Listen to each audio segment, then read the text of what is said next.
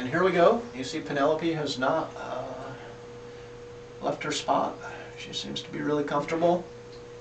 She's probably wishing I'd stop talking so she could go to sleep. She doesn't have the ability to shut this shit off like you guys do, so you got a leg up on Penelope here. So let's move then away from the weakening and of the rights, the increase in the rights and the weakening. Let's talk about victims in the courts. National Institute of Justice study, what did they say?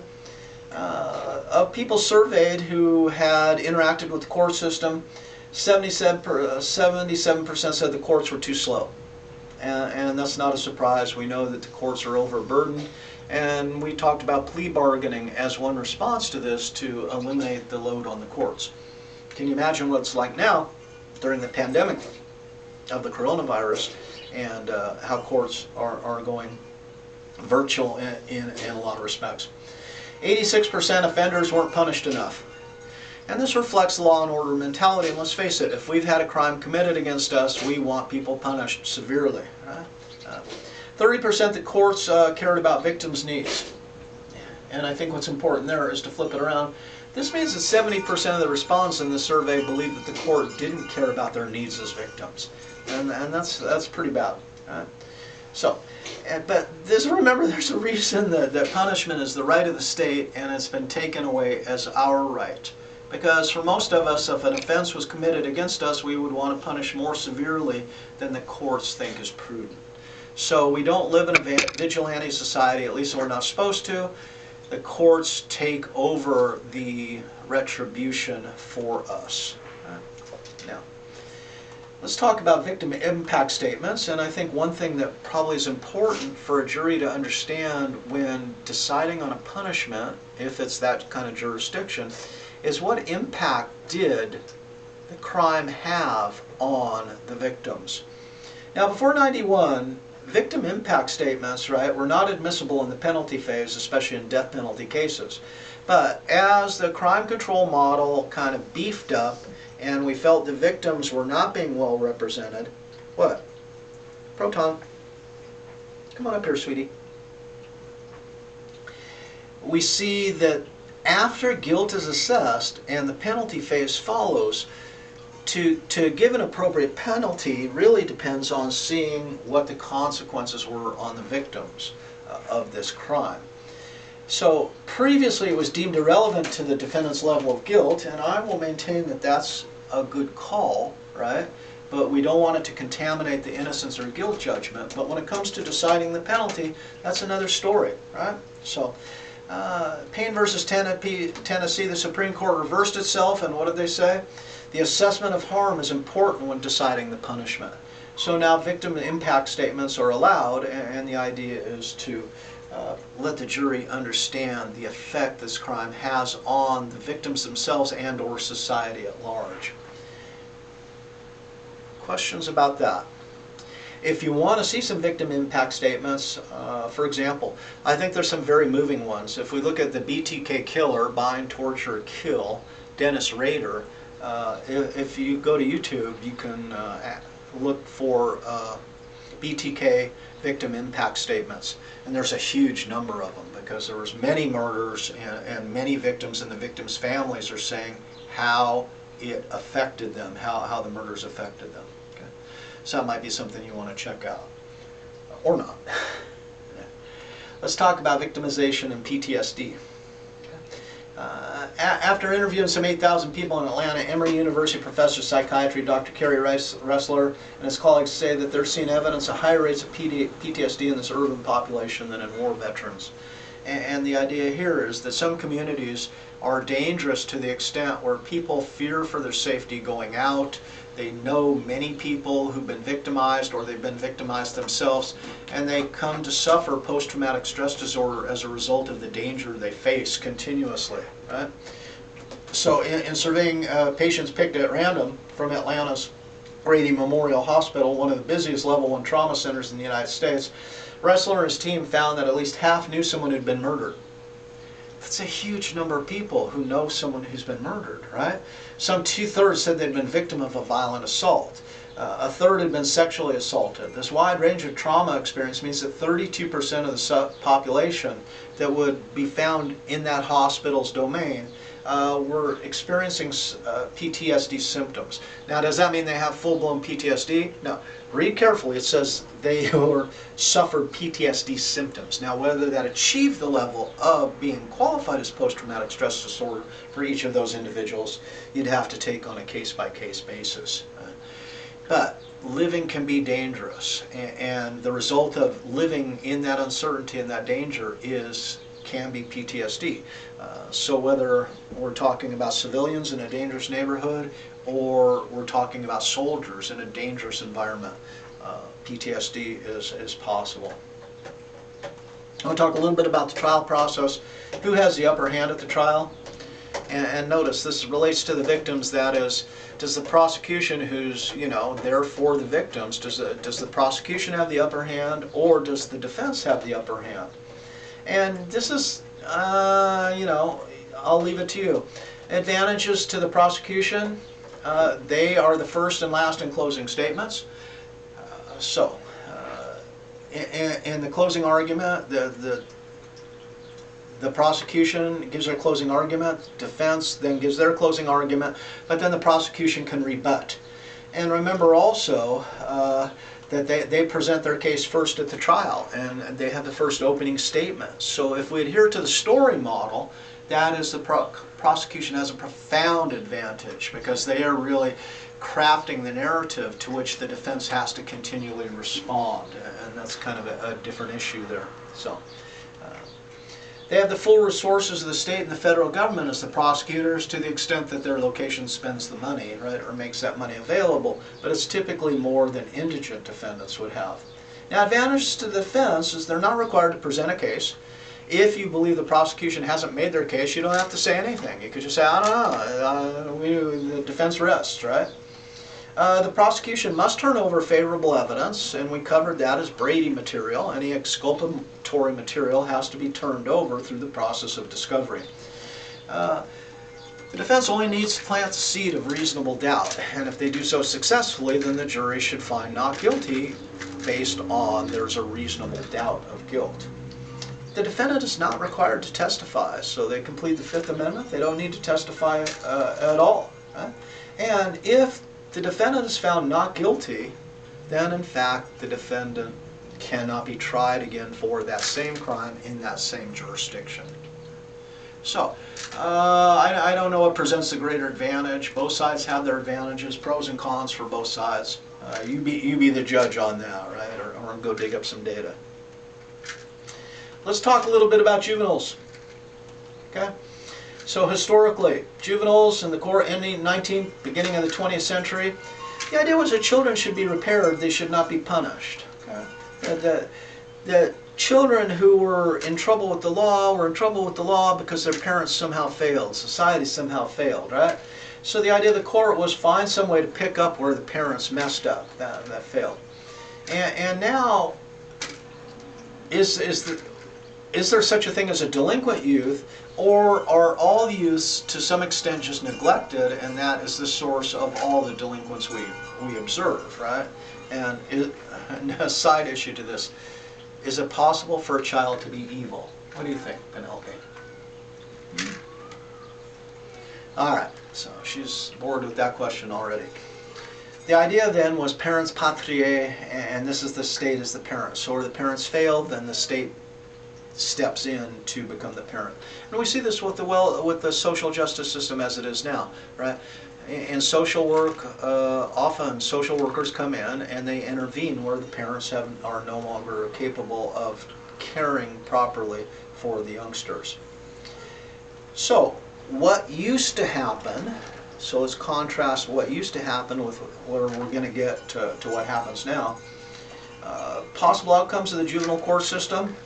Well, then the judge would ask for a report from the probation system, and based on this report and these interviews of the kid, the victims, etc., and the victims, a picture of the child's life and how they've been raised, etc., then the judge will receive this and from there decide what to do.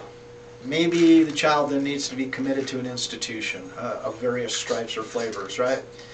Maybe they're placed in a group home as a solution to their issue. Maybe they need to be placed in foster care. They need to be separated from the parents, either short-term or long-term. Maybe they need to stay with the parents but undergo a system of probation where they contact a probation officer on a weekly or monthly basis. Maybe they need to be given day or mental health treatment, and there'll be some kind of contract developed where they have to participate in that as a condition of their release back to their parents. Maybe they need to be responsible for fines or engage in community service or perform some other kind of restitution. So really the courts were acting more inquisitorially. That is, let us find the information about this youngster and then let us figure out what would best put this youngster on the straight and narrow, on a better path, right? So it was really to kind of help the child rather than punish the child. But at the turn of the 21st century, the courts get tough. And part of this is we see coming out of the 1990s, as we see gangs ascend in their power, at least their alleged power as portrayed in the media, then we start operating under this perception that, wow, gangs often use juveniles to commit crimes because the penalties for juveniles are so insignificant compared to adult penalties. So gangs were operating on a rational strategy, if at all, right, that by having this 16-year-old or this 15-year-old commit this crime, they may be looking at 2 years rather than, if we have an adult do it, look at 20 years. And for all the overall benefits to the gang, right, it's much lower cost to have juveniles convicted than it would be to have adults convicted in terms of manpower. I mean, if we want to take a completely rational kind of sociological approach to this, right, a structural approach. So what happens is the response is, well, if you can have kids going out and doing your murder or whatever else, then maybe we just need to treat them like adults, right? So these transfer laws then were put into place to allow a child not to be pushed through the juvenile system, but this child would be transferred, and that's a term, transfers from the juvenile system to an adult court system. So they would get the equivalent of an adult trial, and they would also get the equivalent of adult penalties. And the buzzwords here is adult time for adult crime, right? So this allows transfer to the adult court system. And as time went on, what we see is incrementally for a greater number of crimes. So initially it might have been just murder, but now it might be for armed robbery and any number of other crimes, right? And we see it at incrementally lower and lower ages.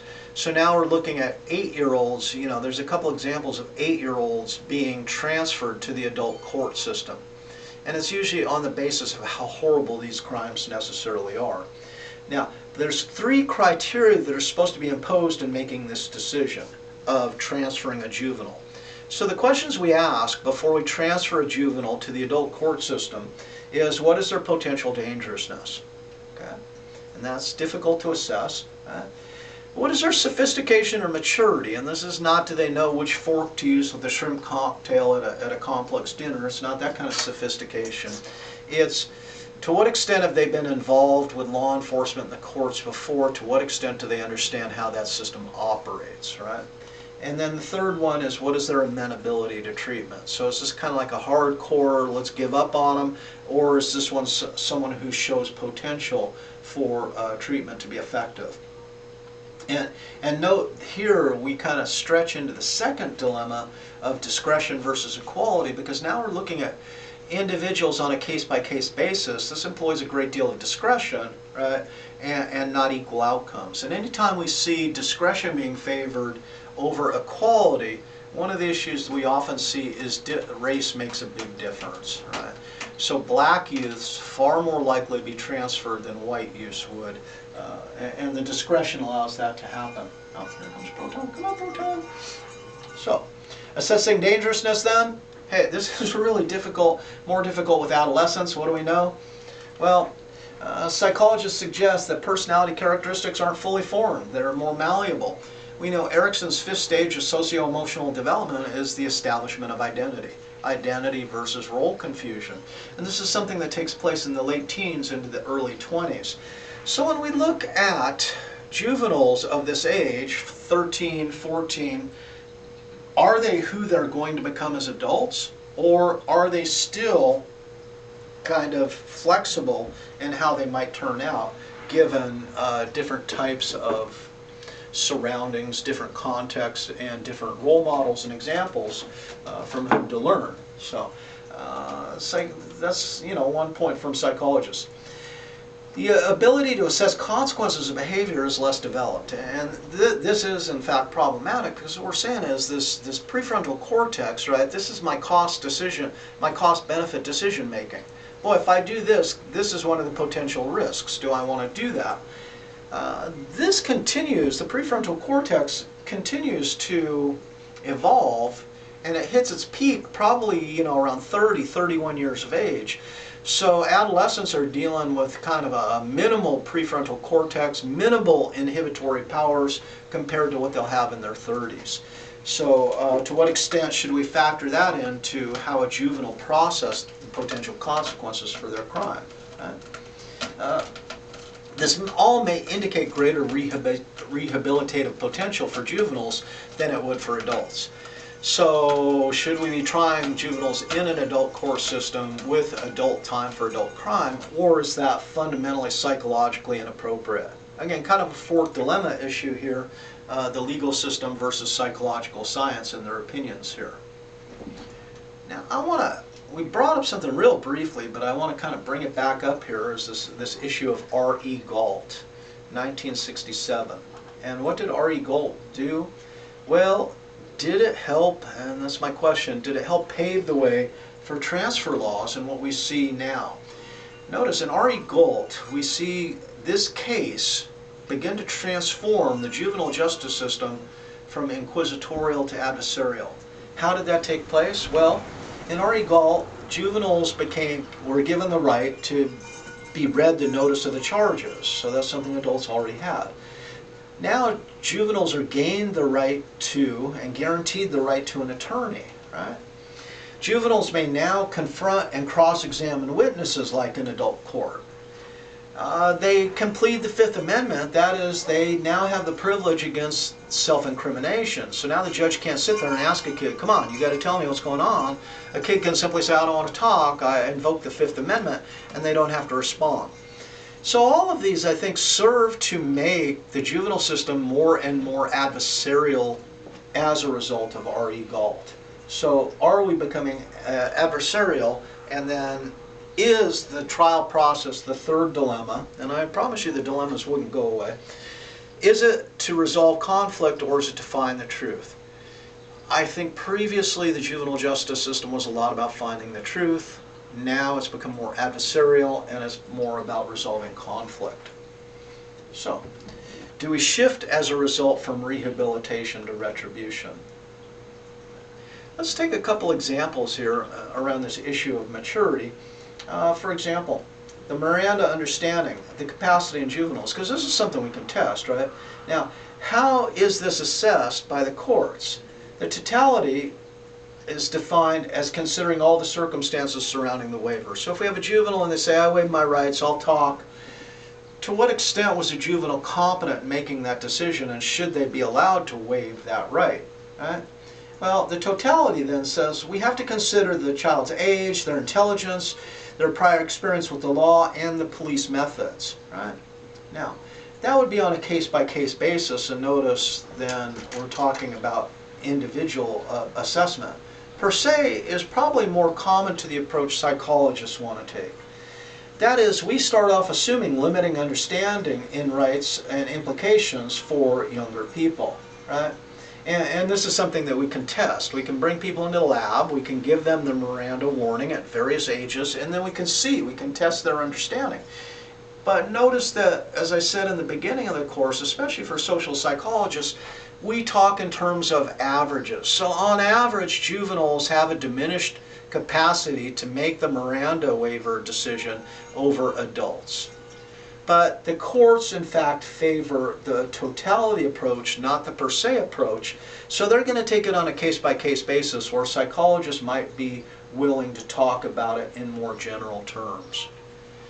Okay, I'm going to stop here and go to our third part on this one.